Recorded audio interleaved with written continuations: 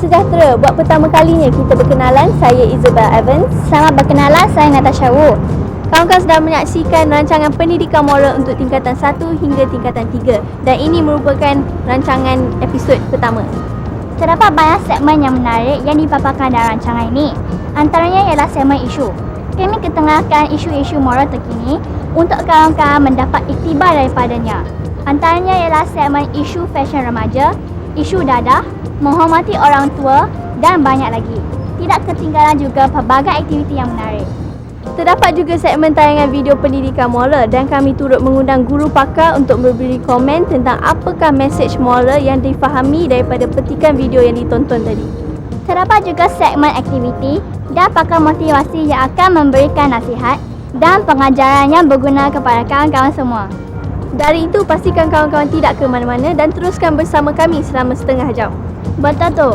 Juga kami harap kawan-kawan tidak akan berganjak daripada tempat duduk kawan-kawan kerana rancangan ini akan memberikan informasi yang berguna serta dapat memudahkan tahap pemahaman kawan-kawan dalam subjek pendidikan moral. Baiklah, cuba lihat bangunan yang tersegar indah ni. Siapa tak kenal? Ya, inilah dia bangunan Parlimen, iaitu tempat urus setiap persidangan untuk menggubal dan membahaskan undang-undang. Bangunan ini bukan sahaja menjadi tempat persidangan Dewan Rakyat dan Dewan Negara, malah ia juga melambangkan negara kita yang mengamalkan sistem demokrasi. Bangunan Parlimen ini dibina pada 21 hari bulan November 1963. Terdapat dua menara. Satu menara mempunyai 17 tingkat dan satu menara lagi ialah menara utama. Kos pembinaannya lebih kurang 16 juta ringgit pada masa itu.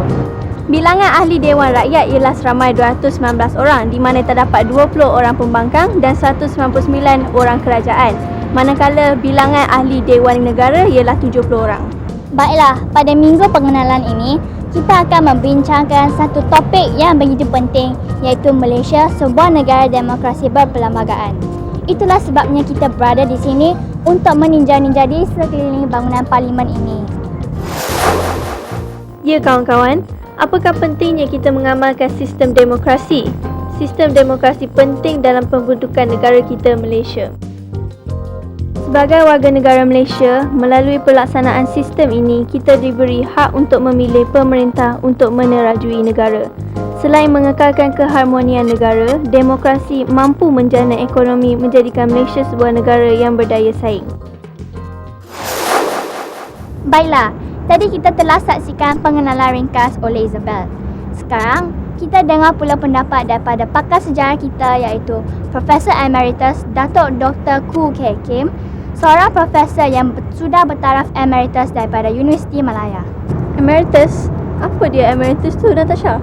Emeritus itu ialah seorang pensyarah yang telah diiktirafkan sebagai profesor kekal sehingga ke akhir hayat di universiti itu. Anugerah ini diberikan kepada sumbangan yang diberikan oleh beliau dalam bidang pendidikan yang tidak terhingga nilainya. Oh, begitu. Jadi apa itu tunggu lagi? Kita saksikan sekarang.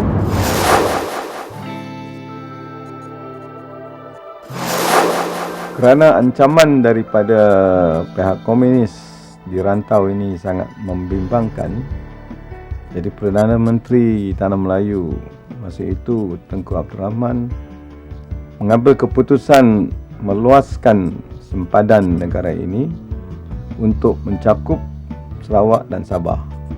Jadi pada bulan September 63 lahirlah negara yang dikenali sebagai Malaysia. Dan Malaysia kekal sampai hari ini.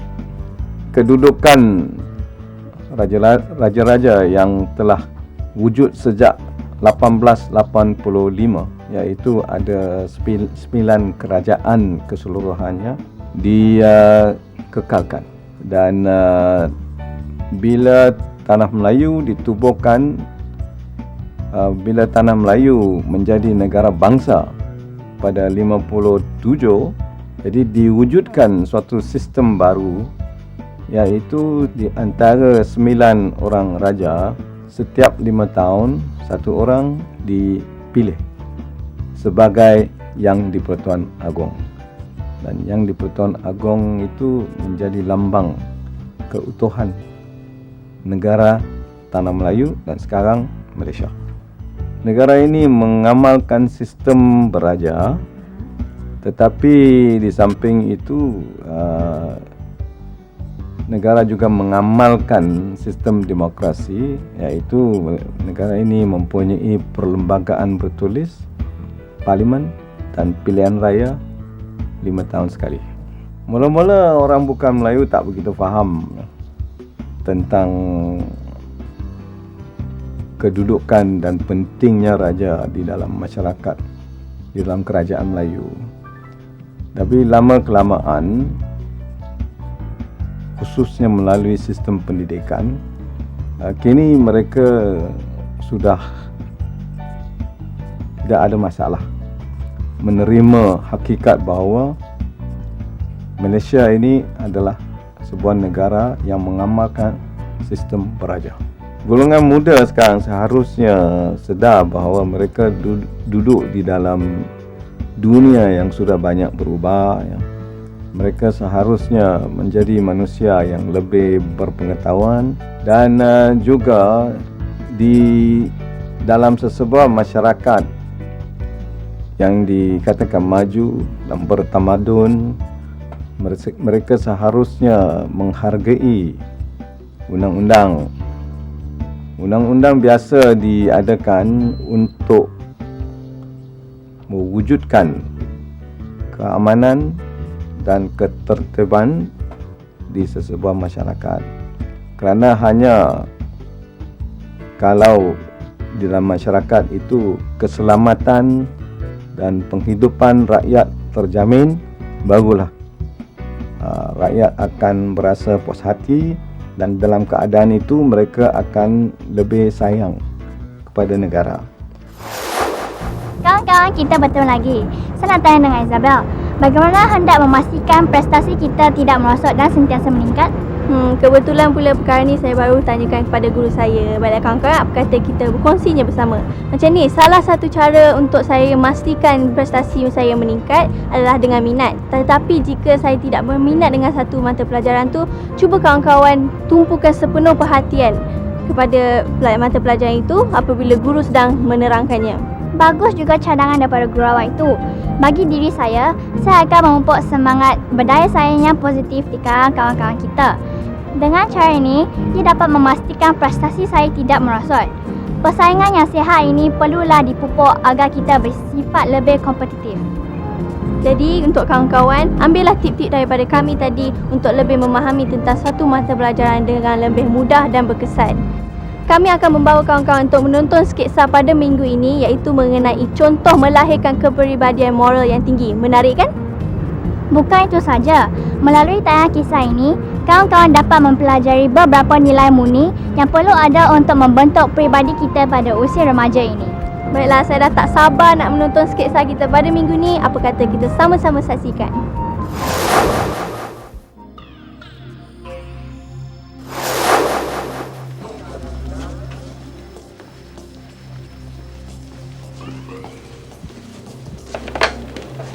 Halo, itu Pusat Operasi Tentera Utara Kementerian Pertahanan. Ya, ini Pusat Operasi Tentera Udara. Lieutenant Mazatul bercakap, Tuan. Saya ni Dr. Chu dari Hospital Kupang Grand, Kota Baru. Ya, Doktor. Kami ada seorang pasien yang sangat serius, Lieutenant, iaitu seorang bayi yang baru lahir dan ia perlu kepada immediate treatment di Institut Jantung Negara. Dan kami berharap benar kalau TUDM dapat menolong menerbangkan pesakit tersebut dengan segera ke Kuala Lumpur. Okey, Doktor. Buat masa sekarang, kami ada sebuah pesawat C-130 yang belum ada tugas. Tapi, saya akan uruskan dengan pihak atasan. Tapi, Doktor kena faxkan dulu butir-butir permintaan Doktor dan disahkan oleh pengarah hospital dengan segera. Baik, Lieutenant. Jadi, TUDM sedia membantu? Memang, Doktor. Memang itu tugas kami. Apa khabar para pelajar yang dikasihi? Cikgu harap kamu semua bergembira di samping keluarga tersayang. Baiklah, apakah perasaan para pelajar setelah menyaksikan cerita moral kita pada kali ini? Adakah kamu semua berasa bangga dengan pasukan tentera udara diraja Malaysia kita yang telah berjaya menyelamatkan nyawa seorang bayi yang memerlukan bantuan? Cikgu rasa kamu semua tidak pernah terbayangkan anggota tentera udara diraja Malaysia menyelamatkan orang awam. Bukan begitu? Ya para pelajar, Bukan pasukan tentera udara diraja Malaysia sahaja, malah pasukan angkatan tentera darat dan pasukan tentera laut negara kita juga menjalankan banyak tugas awam selain mempertahankan negara daripada ancaman musuh. Sebenarnya para pelajar, nilai yang ingin diterapkan melalui cerita kita pada kali ini ialah nilai berkaitan dengan bidang patriotisme, iaitu bidang keempat dalam senarai nilai-nilai moral yang kamu pelajari. Terdapat 3 nilai dalam bidang ini, iaitu cinta akan negara, taat setia kepada raja dan negara, dan sanggup berkorban untuk negara. Baiklah, nilai cinta akan negara merujuk kepada perasaan sayang dan bangga kepada negara serta meletakkan kepentingan negara melebihi kepentingan diri. Ini bermakna kita sebagai warga negara Malaysia perlu mempunyai rasa kepunyaan dan kekitaan terhadap negara ini. Kita perlu mempelajari semua perkara tentang negara dan memberitahu orang lain tentang keistimewaan dan keunikan negara ini. Nilai taat setia kepada raja dan negara pula merujuk kepada sikap kepatuhan dan kesetiaan yang berkekalan kepada raja dan negara. Dalam cerita tadi, kita melihat bagaimana anggota tentera udara diraja Malaysia mematuhi arahan untuk menerbangkan seorang bayi yang memerlukan rawatan kecemasan. Mereka bersikap dedikasi dengan bertugas tanpa mengira waktu dan tenaga. Nilai sanggup berkorban untuk negara pula bermaksud kerelaan melakukan atau menyerahkan sesuatu termasuk nyawa sebagai tanda kebaktian untuk negara. Jelas terbukti daripada cerita tersebut, anggota tentera udara diraja Malaysia membuktikan tanda kebaktian mereka dengan menaikkan nama angkatan tentera kita. Ya para pelajar, janganlah menganggap bahawa hanya anggota tentera sahaja dapat mempamerkan nilai patriotisme kepada negara. Kita sebagai pelajar juga sebenarnya telah sentiasa mempraktikkan nilai ini. Bukankah pada setiap kali perhimpunan sekolah diadakan, para pelajar berdiri tegak dan menyanyikan lagu negaraku dengan penuh bersemangat? Para pelajar juga melafazkan rukun negara sebagai tanda kesetiaan kepada raja dan negara. Selain itu, cikgu rasa pelajar juga mempelajari banyak maklumat tentang negara ini melalui mata pelajaran sejarah dan geografi. Pernahkah para pelajar meraihkan sambutan bulan patriotik di sekolah? Atau mungkin para pelajar pernah terlibat dalam perarakan atau tarian sempena sambutan Hari Kebangsaan? Ini membuktikan sikap patriotisme yang tertanam dalam diri para pelajar. Jadi para pelajar, buktikanlah rasa taat dan setia kamu kepada negara tercinta kita Malaysia. Sehingga bertemu dalam rancangan lain. Salam sayang dari cikgu. Jumpa lagi. Kawan-kawan, kita bertemu lagi. Bagaimana kisah tadi? Menarik kan? Tentu kawan-kawan seronok melihat cerita tadi. Jangan lupa ya untuk menimba nilai moral yang dipaparkan dalam kisah tadi. Pada minggu ini, salah satu daripada rakan kita akan menceritakan sebuah cerita yang bertajuk 2 ekor lembu jantan dengan kata-kata. Tajuknya saja sungguh menarik. Apa kata kita saksikan cerita ini sama-sama?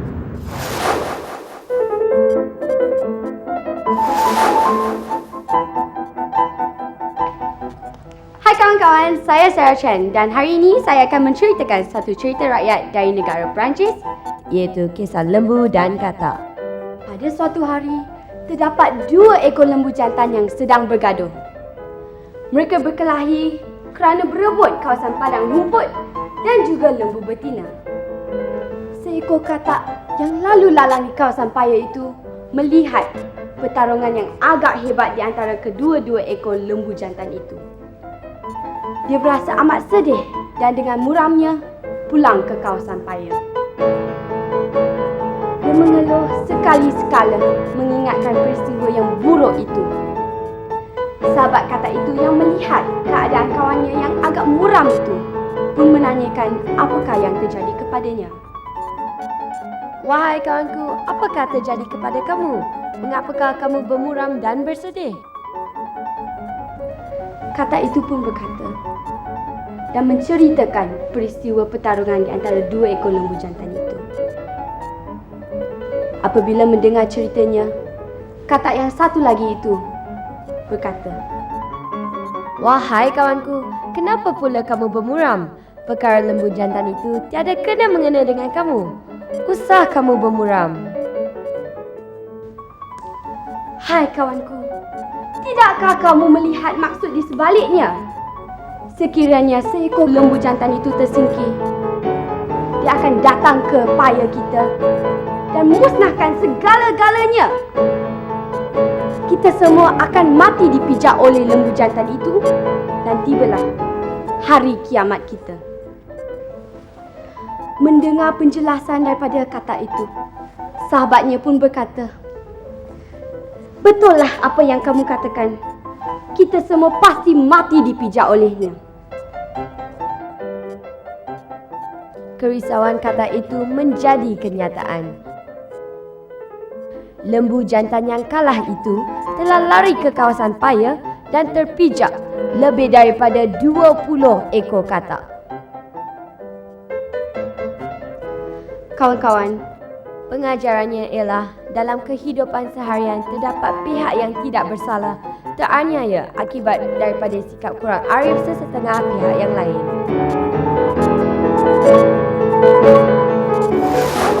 Baiklah kawan-kawan, saya akan menunjukkan beberapa kepingan pecahan gambar untuk kawan-kawan meneka sendiri siapakah tokoh kita pada minggu ni. Baginda merupakan Yang di-Pertuan Agong yang ke-12. Baginda berasal dari negeri Perlis, Indra Kayangan. Baginda mula memegang tampuk pemerintahan negara bermula pada 24 April 2002 sehinggalah sekarang.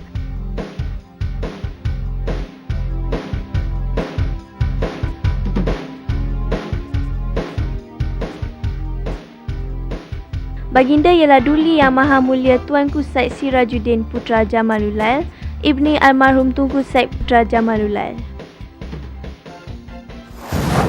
Kawan-kawan, jangan menghormati perlembagaan negara dapat menjadikan kita seorang yang bersifat kenegaraan dan patriotik. Sebagai waris negara, seharusnya bermula dari sekarang untuk memikul tanggungjawab menjaga dan menghormati perlembagaan negara.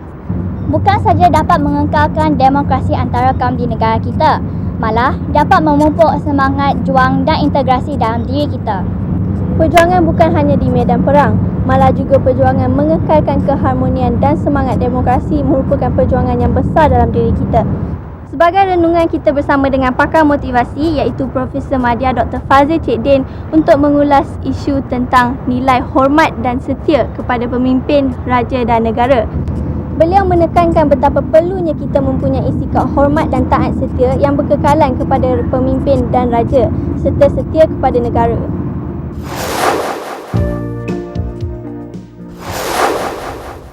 Salam sejahtera adik-adik. Hari ini kita melihat kepada nilai yang sangat penting yang kita lihat yang ada di dalam diri kita sebagai rakyat kepada raja dan negara, iaitu kesetiaan kita kepada raja dan negara. Kesetiaan juga bermaksud kepada taat. Bagaimana keupayaan kita untuk taat dan mempamerkan kesetiaan yang berkekalan kepada individu, iaitu raja. Raja walaupun bertukar ganti dengan sultan dan raja-raja di dalam persekutuan, tetapi lambang yang ada kepada raja dan sultan itulah merupakan lambang kedaulatan yang ada di dalam negara kita. Rukun negara yang kedua, kepercayaan kepada Tuhan yang kedua, kesetiaan kepada raja dan negara. Mengajar kita untuk apa adik-adik?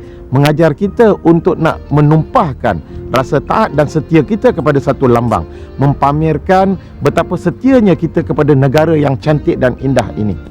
Jadi adik-adik, kalau kita nak menumpahkan ketaat-setiaan kita kepada raja, bagaimana? Banyak cara-caranya adik-adik. Salah satu daripada cara yang boleh kita lihat pada pagi ini ataupun pada hari ini adik-adik ialah rasa taat setia melalui patriotisme. Cintakan dan taatkan kepada negara ini. Patriotik, apakah itu patriotik? Patriotik adalah kesediaan kita untuk nak mempertahankan kerajaan yang ada, mempertahankan kedaulatan yang ada. Apakah itu kerajaan yang ada? Kerajaan adalah merupakan sesuatu bentuk kepimpinan dalam negara yang dibentuk oleh rakyat sendiri. Rakyat yang mengundi. Satu kerajaan yang telah pun dilantik oleh rakyat telah dibentuk, yang dipimpin oleh Yang Amat Berhormat Perdana Menteri Datuk Seri Abdullah Ahmad Badawi. Kerajaan inilah yang akan mentadbir negara, yang akan dinaungi oleh raja-raja. Jadi bila kita kata taat kepada raja-raja, bukan setakat kita melemparkan taat setia kepada raja saja, tetapi kerajaan yang ada. kita boleh menunjukkan taat setia dengan bermula daripada rumah sendiri, iaitu dengan kita akur kepada apa yang ada dekat rumah. Siapa yang jadi raja kepada rumah? Raja bukannya sultan. Raja kepada rumah adalah mak dengan bapak kita. Kita kena taat dan patuh kepada dia dahulu. Selepas kita patuh, kita datang ke sekolah. Siapa raja di sekolah? Raja di sekolah adalah guru-guru. Jadi guru-guru lah yang perlu kita taat dan setiakan. Kemudian di dalam masyarakat kita, siapa dia? Ada ramai. Ada orang tua, ada orang-orang agama, ada tok sami, ada tok imam, ada ketua kampung, ada orang-orang besar di dalam masyarakat. Okey, ada orang yang berpangkat tinggi, iaitu orang yang berpangkat datuk. Ini kita kena tunjukkan rasa taat kita dan juga kepada orang-orang yang dalam keadaan ini. Inilah dia. Jadi kesimpulannya adik-adik, kalau kita nak bercakap ataupun kita nak mengamalkan kesetiaan kita kepada raja-raja dan juga kepada sultan yang ada pada hari ini, kita mesti menunjukkan taat setia, iaitu cintakan kepada negara. Maka dengan cintanya kita kepada negara, secara tak langsung kita akan membina institusi kerajaan itu sendiri. Jumpa lagi. Baiklah kawan-kawan, kita kini berada di penghujung rancangan. Bagaimana setakat ini? Kami berharap kawan-kawan mendapat mesej dan panduan yang cuba kami paparkan. Diharapkan paparan kami pada minggu ini akan dijadikan landasan untuk kawan-kawan dijadikan panduan dalam mengharungi liku-liku kehidupan. Ya, semoga kawan-kawan menjadi seorang yang berguna, bermoral dan produktif sebagai pewaris kepada kepimpinan negara pada masa akan datang. Ya kawan-kawan, kita berjumpa lagi pada waktu yang sama pada minggu hadapan dengan paparan yang lebih menarik lagi. Kami juga harap agar rancangan ini menjadi rancangan kegemaran kawan-kawan. Jadi jangan lupa temu janji kita pada minggu hadapan selama 12 episod lagi. Jumpa lagi.